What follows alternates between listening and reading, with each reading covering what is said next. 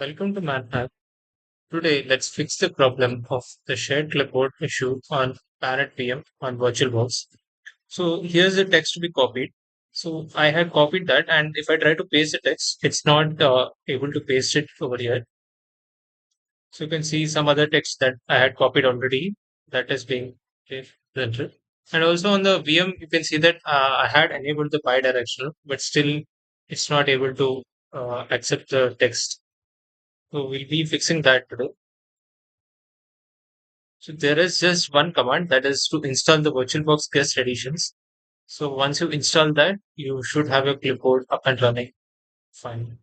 So once the command is done, just reboot the VM once.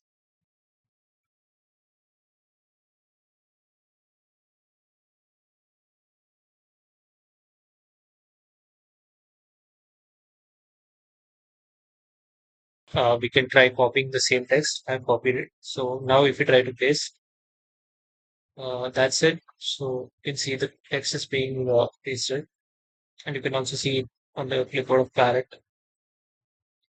So yeah, that was it. If you found the video helpful, do make sure to like the video and subscribe to the channel.